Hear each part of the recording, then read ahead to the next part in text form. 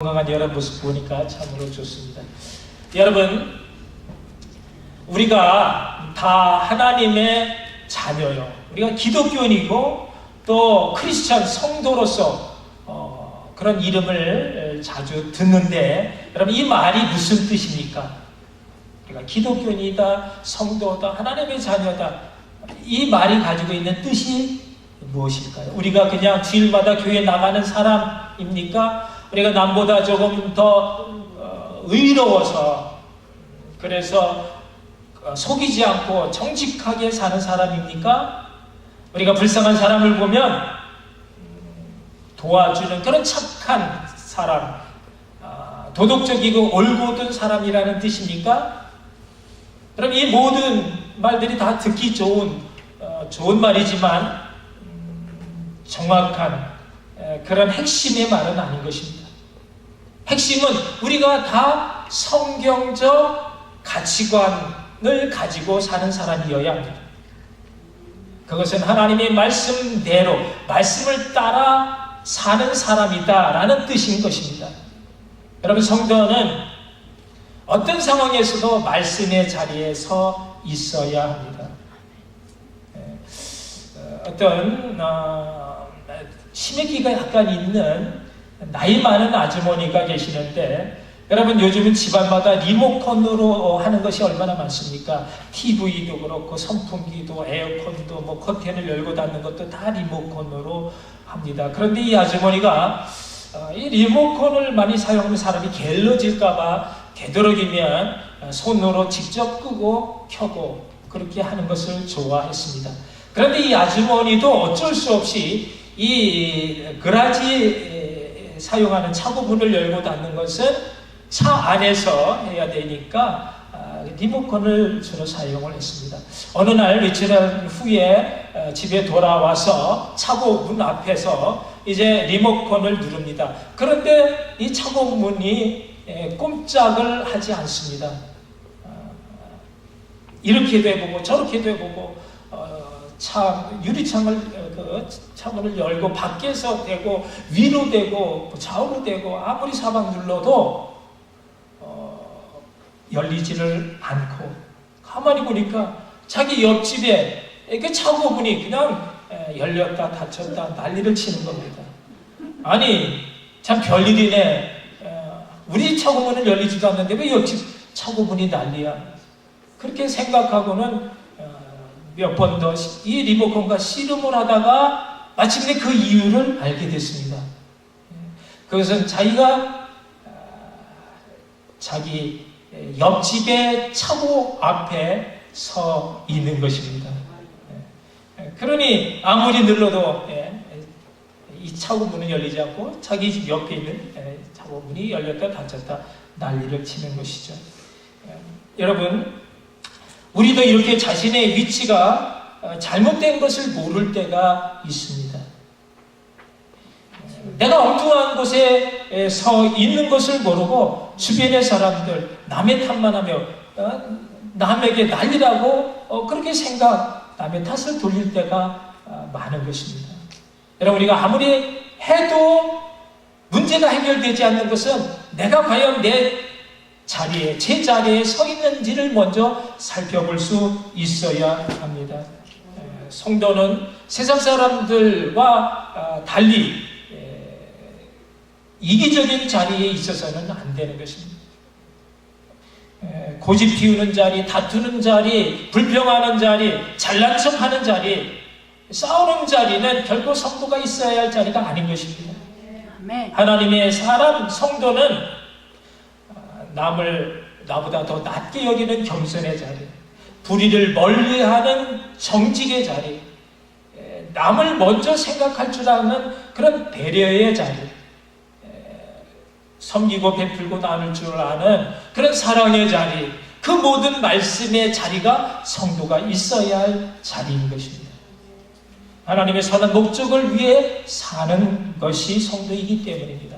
그런데 대부분의 많은 성도님들이 그렇게 살지 못합니다. 왜 그렇습니까? 적당히 대충 믿기 때문입니다. 그러니 뭐든지 대충 믿는 사람들이 문제인 것입니다.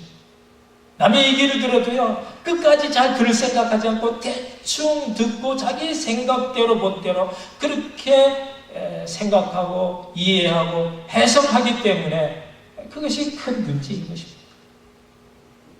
어떤 중년의 남자가 이른 아침에 그냥 헐레벌떡 동네 작은 약국을 찾아 들어가서 그 젊은 여자 약사에게 급히 딸꾹질 멈춘 약을 달라고 주문을 합니다. 그래서 이 젊은 약사가 언제부터 딸꾹질이 시작되느냐를 묻고는 그래 돌아서서 약을 짓기 위해 돌아서는 듯 하더니 갑자기 휙 돌아서 가지고 이 남자의 뺨을 한 대 후리치는 것이었어요. 너무 순식간에 당하는 일이라 이 남자가 맞은 뺨을 감싸 안고는 멀뚱하니 어처구니가 없다는 듯이 이 약사를 쳐다봅니다. 이 약사가 하는 말이, 거 보세요. 딸꾹질이 멈췄잖아요. 내가 딸꾹질 약 대신에 이렇게 깜짝 놀래키는 방법으로 여러 사람 고쳤다니까요. 그 말을 들은 이 남자가 하는 말이 울먹이는 듯한 그런 목소리로, 약사님, 그런데 딸꾹질 환자는 내가 아니고 집에 있는 제 아내입니다. 여러분, 우리가 남의 얘기를 끝까지 들을 생각하지 않고 자기 멋대로 생각하는 그것이 얼마나 남을 힘들게 하는지 모릅니다. 여러분, 우리 신앙생활도 마찬가지입니다. 말씀 없이, 의식 없이, 성경적 가치관 없이 모든 걸 자기 중심으로 세상적 가치관으로 그렇게 사니까 남을 힘들게 하고요. 교회가 시끄러운 것이고 세상 사람으로부터 교회가 그 날카로운 그런 따가운 눈총을 받고 그리고 욕을 듣습니다. 전도의 길을 막는 것입니다. 사랑하는 성도 여러분, 그렇다면 왜 많은 성도님들이 제대로 믿지 않고 대충 적당히 믿으려고 하는 겁니까?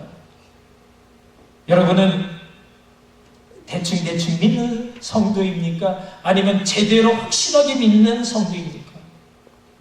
여러분, 내가 아직도 대충 믿는 성도라면 왜 진짜 제대로 믿는 성도가 되려고 열심히 애쓰지 않는 것입니까? 그것은요, 하나님이 믿어지지 않아서가 아닙니다. 그것은 하나님이 살아계시고 사랑하심에 대한 그것이 의심스러워서도 아닌 것입니다. 물론 내 의지가 약한 것도 있지만 진짜 이유는 빠지는 것이 두렵기 때문입니다. 하나님이 믿어지니까 겁이 나는 겁니다. 그렇게 해서 진짜 빠지게 됐을 때 하나님이 내 인생을 그냥 가만히 두시지 않을 것만 같고, 그래서 하나님이 내 인생에 깊이 개입하시면 내가 감당할 수 없는, 내가 원하지 않는 그런 나의 인생을 만들어 가실까봐 두려운 것입니다. 그래서 항상 적당한 거리를 유지하려고 합니다. 그렇지 않습니까? 여러분, 하나님께 가까이 갈수록 나의 숨겨진 죄가 드러날까봐 두려운 것이고요. 또 지금 내가 누리고 있는 이 안락하고도 평화로움의 이 소박한 행복이 깨질까봐 그것이 겁이 나는 겁니다. 하나님이 어느 날 갑자기 내 귀에다 대고 큰 음성으로, 너 나 사랑하지? 넌 나와 가까운 사이지? 내가 지금 아프리카 난민 때문에 또 북한에 굶주린 내 백성을 보고 내 마음이 너무 아프단다. 너 가지고 있는 재산 다 팔아가지고 그 중에 반만 선교함으로 드릴 수 있겠니? 아니면 너가 정말 하던 일 다 멈추고 그리고 그곳에 복음을 들고 그들의 생명을 살리는 선교사로 갈 수는 없겠니? 이렇게 내가 정말 제대로 믿는 사람이 되어지고, 그래서 하나님께 깊이 빠지게 되면 이런 하나님의 음성이 나에게 확실하게 들릴까봐 모두가 다 그렇게 되는 건 줄로 알고 미리 겁을 내는 겁니다. 아직 세상 미련이 남아 그 끈을 놓기를 거부합니다. 그러니 우리가 성경적 가치관을 가지고 하나님의 말씀대로 산다는 것이, 순종하며 산다는 것이 여러분 쉬운 것입니까? 어렵습니다. 세상 욕심, 세상 미련 다 버리고 오직 하나님만을 바라보며 하나님 말씀대로 순종해 하며 살아가는 건 아무나 할 수 있는 일이 아닌 것입니다. 누가 그렇게 살 수 있습니까? 사명받은 성도인 것입니다. 하나님의 사랑을 알고 내가 그 사랑 가운데 살고 있는 자라고 하는 것을 단 한 번만이라도 경험한 사람이라면, 여러분, 나는 더 이상 내 욕심이 아닌 하나님의 기쁨을 위해서 하나님의 말씀대로 사는 사명자가 되는 것입니다. 하나님이 우리 각자에게 주신 사명을 오늘 말씀 가운데 깨닫고 부르시는 소명 가운데 아멘 하면서 나아갈 수 있는 복된 여러분 되시기를 주님의 이름으로 축원합니다. 아멘. 여러분, 오늘 에스겔이 주시는 하나님 말씀이 내가 너를 이스라엘 족속의 파수꾼으로 세웠다는 것입니다. 네가 내 입의 말을 듣고 나를 대신해서 이스라엘을 깨우치라는 그 사명을 주십니다. 에스겔을 하나님이 이스라엘 백성들을 깨우치게 하는 말씀을 파수꾼으로 세우신 것입니다. 이 사명을 감당하기 위해 하나님 먼저 오늘 본문 3장 1절에서 주신 말씀이 인자야 너는 받는 것을 먹어라. 너는 이 두루마리를 먹고 가서 이스라엘 족속에게 고하라 하시기로 내가 입을 벌리니 그가 그 두루마리를 내게 먹이시며 내게 이르시되 인자야 내가 내게 주는 이 두루마리를 내 배에 넣으며 내 창자에 채우라 하시기로 내가 먹으니 그것이 내 입에서 달기가 꿀 같더라 했습니다. 여러분, 우리가 하나님의 사명자, 파수꾼이 되기 위해서 가장 먼저 해야 할 일이 무엇입니까? 하나님의 말씀을 먹는 것입니다. 우리 안에 말씀이 있어야 말씀이 나옵니다. 아멘. 내 생각과 내 뜻을 구하는 것이 아니라 하나님의 생각과 하나님의 뜻을 전하는 것이 사명자이기 때문입니다. 그래서 말씀을 먹이십니다. 예레미야 선지자도요, 예레미야서 15장 16절에서 하는 말이 만군의 하나님 여호와시여 나는 주의 이름으로 일컬음을 받은 자라 내가 주의 말씀을 얻어 먹었사오니 주의 말씀은 내게 기쁨과 내 마음의 즐거움이오나 라고 말씀하고 있습니다. 주의 이름으로 일컬음을 받은 바 사명자는 하나님의 말씀을 먹는 것입니다. 하나님의 말씀을 먹어야 주의 일을 할 수 있습니다. 여러분, 이스라엘 백성들이 왜 하나님 앞에서 패역한 백성이요 강팍한 민족이 되었습니까? 그것은 하나님의 말씀을 떠났기 때문이었습니다.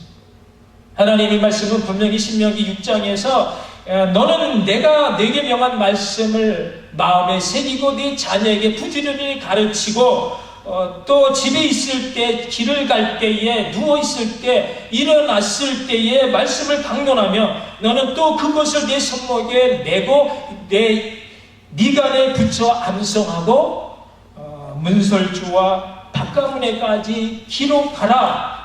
그렇게 간절히 간곡하게 부탁하셨지만 이스라엘 백성들은 그 말씀을 버렸습니다. 말씀을 먹지 아니하였으니 죄악을 이기고 자아를 이기고 세상 이길 힘이 없는 것입니다. 그냥 세상 풍파에 휩쓸려 떠내려가는 하찮은 그런 인생이 되어버리는 것입니다. 여러분, 성도는 하나님의 말씀으로 사는 사람인 것을 믿으시기 바랍니다.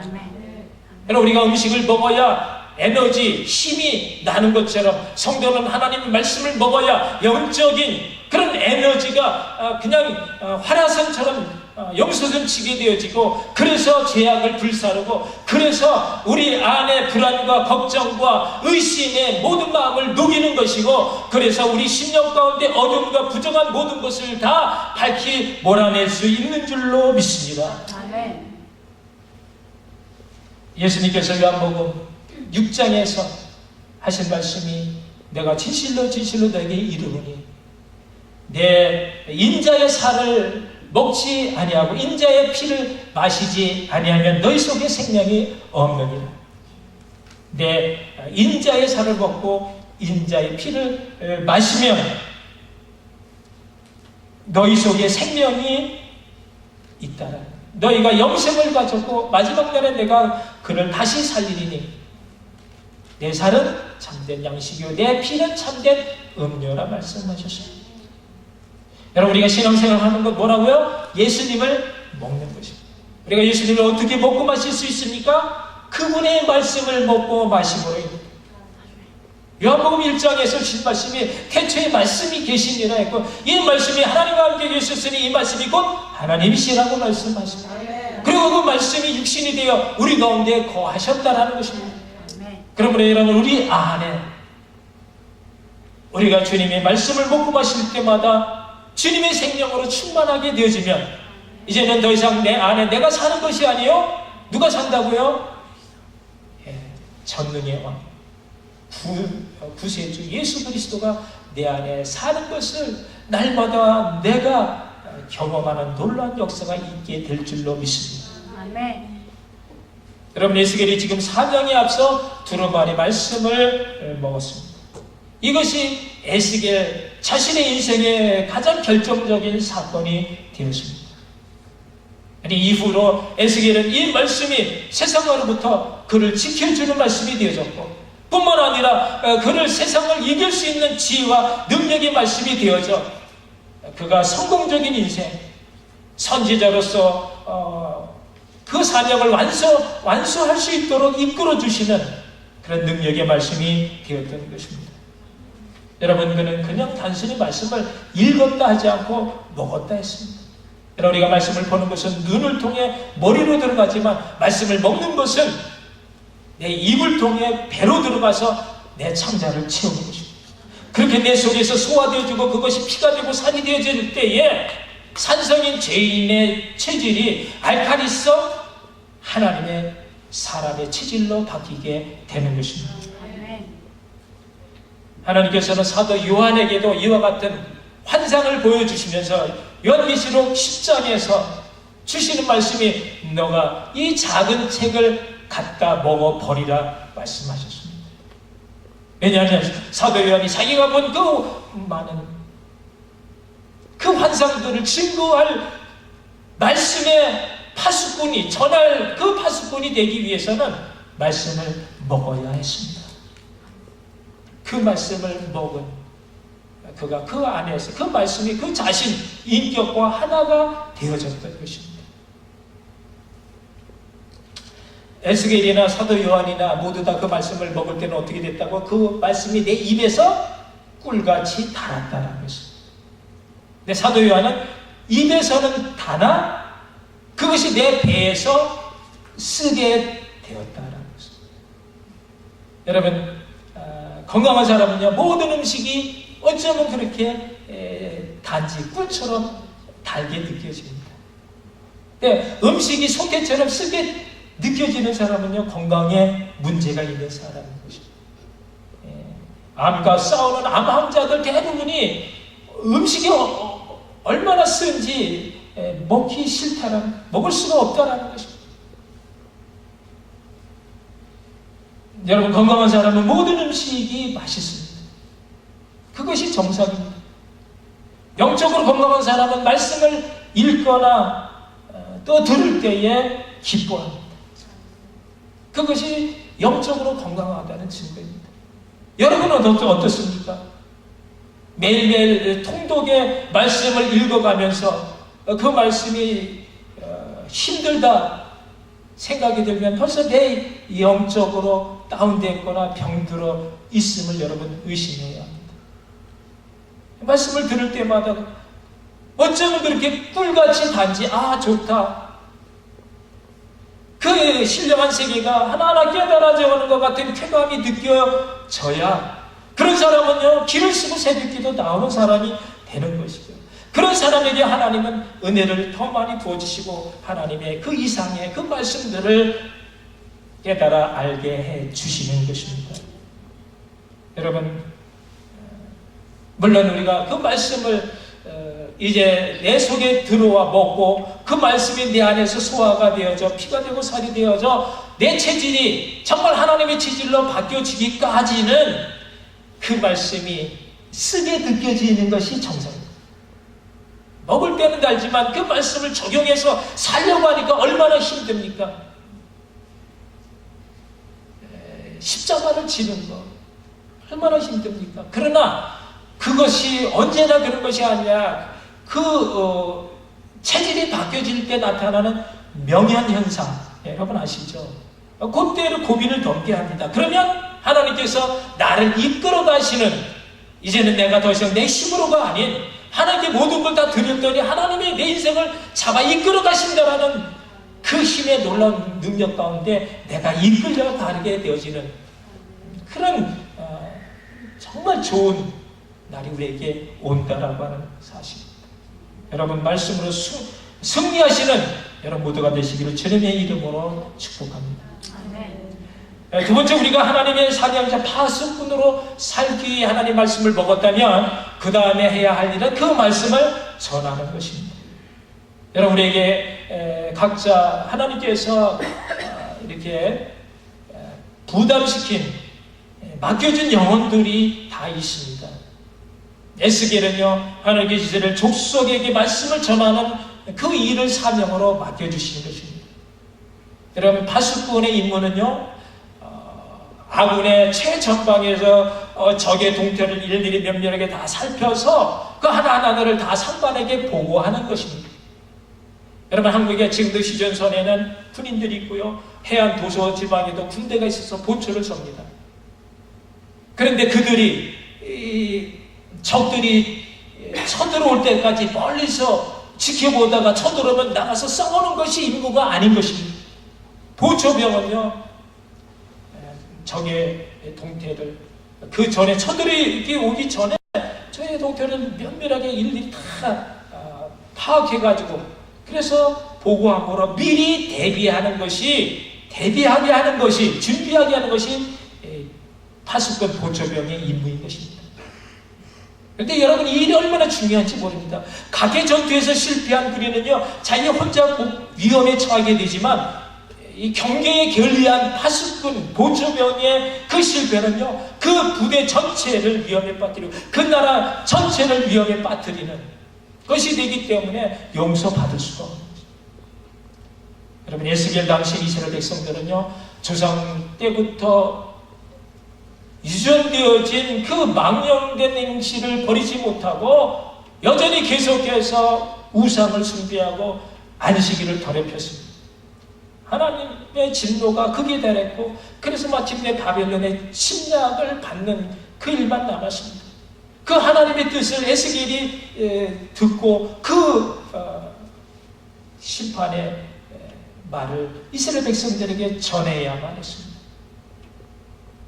이제는 하나님의 심판, 바벨론의 침략을 받아야 한다는 것입니다. 이제는 하나님의 심판을 돌이키기에는 너무 늦었다는 것입니다. 고통의 시간을 보내야 하지만 그것이 다가 아니다. 하나님께서는 반드시 그 뒤에 치유와 회복을 통해서 하나님의 백성들을 백향목처럼 그렇게 무성하게 하실 것이다. 그러니 지금이라도 돌아오라. 마지막 경고의 메시지를 전해야 하는 것입니다. 악인에게는 더 이상 그 죽음의 그 길에서 돌이키라. 회개를 촉구하는 것이고 의인에게는 다시는 앞으로 있게 될 그 죄악에 빠지지 않도록 경계를 하게 함으로 백성들의 생명을 보존케 하는 것이 바로 파수꾼의 사명인 것입니다. 파수꾼은 주위의 사람들에게 이 위험한 상황을 알림으로써 깨우는 것인데 당시 그래야 함께 사는 것인데 당시 거짓 선지자들은 이런 위험한 상황에 대해서도 듣기 좋은 말로 아니다, 안전하다, 하나님께서 우리 평화를 지켜주신다 거짓 보고함으로써 백성들로 하여금 돌이키지 못하도록 했습니다. 그래서 주님께서 오늘 말씀하십니다. 그 모든 핏값은 내 손에서 찾겠다라는 것입니다. 악인에게 너 이렇게 살면 죽는다 그 말을 전해야 하는 것인데 만일 전했음에도 불구하고 그가 듣지 아니함으로 그가 되어지는 그 모든 그 죄인은 그 죄악대로 죽을 것이로되, 만일 그것을 전하지 아니함으로 그가 죽었다면 그 죄값을 내 손에서 찾겠다. 여러분, 우리에게 지금 말씀하고 계십니다. 여러분, 우리에게 하나님이 내가 기도할 때마다 영적으로 부담되는 그런 내 가족과 내 친척과 내 주변의 사람의 얼굴이 기도할 때마다 떠오르는 그런 감동을 내가 무시하고 전하지 않는다면 그 핏값을 내 손에서 찾겠다는 것입니다. 그렇다면 여러분, 우리가 어찌 더 망설이고 때를 얻든지 못 얻든지, 여러분, 우리가 최선을 다해, 아니 우리가 목숨을 걸고라도 그들에게 이 복음의 말씀을 전해야 하지 않겠습니까? 아멘. 전도자의 사명자 파수꾼으로 사는 것입니다. 여러분, 우리가 파수꾼의 사명을 감당하기 위해서는 우리가 항상 깨어 있어야 하며 어떤 말씀이든 어떤 사람에게든 담대하게 전할 수 있어야 합니다. 오늘 보면 9절에 보면 패역한 족속이라도 두려워 말며 그 얼굴을 무서워 말라 하셨습니다. 여러분, 우리가 복음을 다른 사람에게 전도하는 것이 때로는 두렵기도 하고 무섭기도 합니다. 우리가 전도할 때에 내 자존심을 생각하고요, 창피한 것을 생각하면 우리는 한마디도 전할 수가 없습니다. 주님이 말씀을 붙들어야 합니다. 주님 말씀하시기를 내가 너에게 분부한 모든 것을 가르쳐 지키게 하라. 볼지어다 세상 끝날까지 내가 항상 너희와 함께 있으리라 말씀하십니다. 주님이 우리와 항상 함께 있을진데, 여러분, 우리가 무엇을 두려워하고 무엇을 걱정하겠습니까? 불가능한 일이 무엇이 있겠습니까? 오직 그분의 말씀을 붙들고 우리의 삶, 나는 연약해서 아무것도 할 수 없을지라도 내게 주신 말씀이 있기에 그 말씀을 전하지 않으면 그것이 내게 화가 되어지고 그것이 내게 죄가 되어질까봐, 그래서 하나님 앞에 담대하게 주님께 모든 걸 맡기고 나가서 전할 때 놀라운 역사가 있게 될 줄로 믿습니다. 우리 인생이 바뀌게 될 줄로 믿습니다. 우리 연약함이 주님 앞에 내게 능력 주시는 자 안에서 모든 일을 할 수 있는 최고 능력이 하나님의 사람이 될 줄로 믿습니다. 이 복이, 이 파수꾼의 사명이 우리의 삶을 이끌어가는 하나님의 능력이 될 줄로 믿을 때 여러분에게 이 모든 복이 임하시게 될 줄로 주님의 이름으로 축복합니다. 축원합니다. 기도하시겠습니다. 오늘 주신 말씀 우리가 다시 한번 생각해 보면서, 정말 나는 어떤 인생을 살아가고 있는지, 나에게 주신 사명을 내가 인식하고 또 알고 감사함으로 살아가고 있는지, 내 주변에 아직 구원받지 못한 사람들, 나에게 보여지는 불쌍한 영혼들 있는데 내가 무시한 것은 아닌지 다시 한번 주님 앞에 회개하면서 이제는 내가 주님 앞에 기도로 나가겠습니다. 이제는 내가 주님 앞에 말씀을 들고 나가겠습니다. 이제는 내가 주님의 그 영혼들을 위해서 멀리는 가지 못한다 할지라도 내 주변에 나에게 하나님 맡겨주신 영혼들을 위해서 정말 목숨을 걸고라도 하나님의 뜻을 다하는 사명자로 살게 해주시옵소서. 기도하시겠습니다. 사랑해 주님, 은혜를 감사합니다. 오늘도 좀 말씀 내게 생기게 해주시고 그 말씀이 이 땅에 사는 덧없이 흘러가버린 그런 불쌍한 인생이 아니라 어렵고 아무리 힘든다 할지라도 하나님의 말씀을 붙잡아 하나님의 능력 주시는 그 안에서 사람 가운데서 하는 삶 다 되어지게 하시옵소서.